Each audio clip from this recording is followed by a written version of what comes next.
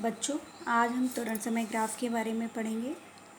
जब त्वरण को y अक्ष तथा समय को x अक्ष पर मानकर कोई ग्राफ खींचा जाता है तो वह ग्राफ आपका कौन सा ग्राफ कहलाता है? त्वरण समय ग्राफ कहलाता है। जैसे यहाँ पर देखिए, हमने ये y अक्ष मानी है और ये x अक्ष मानी है। x अक्ष पर हमने समय t को प्रदर्शित किया है और y अक्ष पर हमने त्वरण a को प्रदर्शित किया है।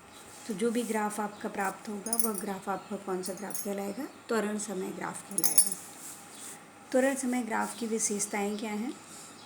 देखिए, यदि वस्तु एक समान त्वरण से गतिमान है, ठीक है, तो त्वरण समय ग्राफ जो प्राप्त होगा वह कैसा प्राप्त होगा? समय अक्ष के समांतर प्राप्त होगा, ठीक है।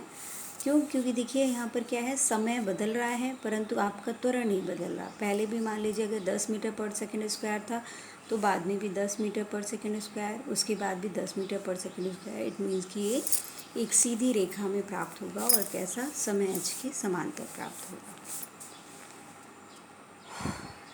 आगे देखिए, त्वरण समय ग्राफ तथा समय अक्ष के बीच का जो क्षेत्रफल होगा वह क्या कहलाएगा? वह क्या प्रदर्शित करेगा? वस्तु के वेग में होने वाले परिवर्तन को प्रदर्शित करेगा।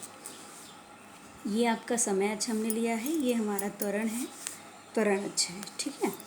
ये हमने एक त्वरण समय ग्राफ में ए बी ग्राफ हमें प्राप्त हुआ है। यदि ए बी ग्राफ प्राप्त हुआ है तो ए बी और समय अक्ष के बीच जो आपका क्षेत्रफल घिरा होगा, अगर आप उसका क्षेत्रफल निकालेंगे तो वह क्या करेगा? वेग में परिवर्तन को प्रदर्शित करेगा, ठीक है। जो भी आकृति यहाँ पर बनेगी, कोई ज़रूरी नहीं है कि एक सीधी रेखा में ही प्राप्त हो। ए बी आपको ऐसे भी प्राप्त हो सकता है वक्र के रूप में, लेकिन तब भी ए बी और समय अक्ष के बीच का जो क्षेत्रफल होगा वह क्या कहलाएगा? आपका वेग परिवर्तन को प्रदर्शित करेगा। आगे देखिए, हम बात करेंगे ग्राफीय विधि से गति के समीकरणों का निगमन। देखिए, गति के 3 समीकरण दिए गए हैं, ठीक है। गति जिसे हम नाम देते हैं गति का प्रथम समीकरण, द्वितीय समीकरण और तृतीय समीकरण। और तीनों समीकरणों का निगमन हम किसके द्वारा करेंगे? ग्राफीय विधि के द्वारा। ग्राफीय विधि के द्वारा गति के प्रथम समीकरण का निगमन करने के लिए सबसे पहले हम मान लेते हैं कि हमारी कोई वस्तु है, वो एक समान त्वरण ए से क्या है? गतिशील है। इसमें वस्तु का प्रारंभिक वेग कितना है? u है। और t समय पश्चात हम मानते हैं कि वस्तु s दूरी क्या करती है? तय कर लेती है। और वस्तु का जो वेग हो जाता है वो कितना हो जाता है? v हो जाता है, ठीक है। अब इसके लिए हम क्या करते हैं? वेग समय ग्राफ सबसे पहले बनाते हैं। वेग समय ग्राफ कैसे बनेगा? हमने ये अक्ष ले लिए हैं, x अक्ष और ये y अक्ष, ठीक है। x अक्ष पर हमने समय को प्रदर्शित किया है और y अक्ष पे हमने वेग को प्रदर्शित किया है। अब जो ग्राफ खींचा जाएगा वह ग्राफ आपका कौन सा ग्राफ होगा? वेग समय ग्राफ होगा। तो सबसे पहली कंडीशन है कि जब समय हमारा 0 है, ठीक है, तो वस्तु का वेग कितना है? प्रारंभिक वेग। प्रारंभिक वेग मीन्स जब समय 0 है तो उसका वेग कितना है? u है। तो हमने मान लिया कि ये यहाँ पर u को क्या कर रहा है? वो प्रदर्शित कर रहा है, ठीक है। तो इस बिंदु पर, बिंदु ए पर वस्तु का वेग कितना है? 0 है और समय कितना है? समय कितना है? 0 और वस्तु का वेग कितना है? u, ठीक है।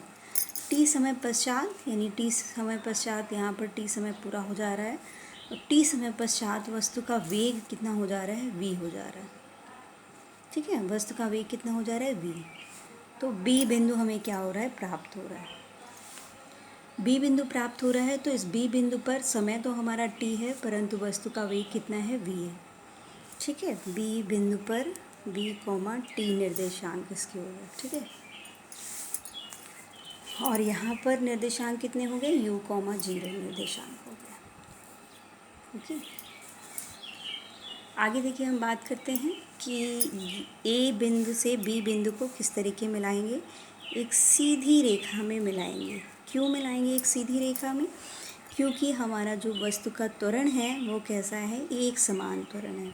और जब वस्तु एक समान त्वरण से गतिमान होती है तो जो हमें वेग समय ग्राफ प्राप्त होता है वह एक सीधी रेखा में प्राप्त होता है, ठीक है। चलिए आगे देखिए। अब हम बात करेंगे कि अगर हमें गति के प्रथम समीकरण का निगमन करना है तो वेग समय ग्राफ का जो ढाल होता है वह किसको प्रदर्शित करता है? त्वरण को प्रदर्शित करता है। ये वेग समय ग्राफ की विशेषताओं में हम पहले पढ़ चुके हैं। वेग समय ग्राफ का ढाल त्वरण को क्या करता है? प्रदर्शित करता है। तो त्वरण ए बराबर कितना हो जाएगा? वेग समय ग्राफ का ढाल। अब वेग समय ग्राफ का ढाल कैसे निकालेंगे आप? देखिए, वेग समय ग्राफ का जो ढाल हो जाएगा वो कितना हो जाएगा? BC बटे में AC। ठीक है, तो BC बटे में AC, BC आपका कितना हो जाएगा? ये, यानी ये इतना। ठीक है, और इतनी दूरी कैसे निकालेंगे? ये कुल दूरी U है और ये पूरी दूरी कितनी है? V है। यानी OA बराबर आपका कितना है? U है और OB बराबर आपका कितना है? V है। तो जब आप क्या निकालेंगे? BC बराबर निकालेंगे तो आपको कितना प्राप्त हो जाएगा? V माइनस U प्राप्त हो जाएगा। इसी तरीके से AC बराबर कितना आप लिखेंगे? इतना। ये कितना हो जाएगा? यहाँ तक 0 है और ये पूरा कितना है? T है, तो T माइनस 0 के बराबर हो जाएगा। इसको जब T माइनस 0 लिखेंगे तो T हो जाएगा, ये यहाँ जाके मल्टीप्लाई हो जाएगा, ये तो 80 बन जाएगा। 80 बराबर V माइनस U आपको मिला, और V बराबर अगर हम निकालेंगे तो ये इधर जाके प्लस में हो जाएगा, V बराबर U प्लस 80 हो जाएगा। ये आपका क्या हो गया? गति का प्रथम समीकरण। ठीक है।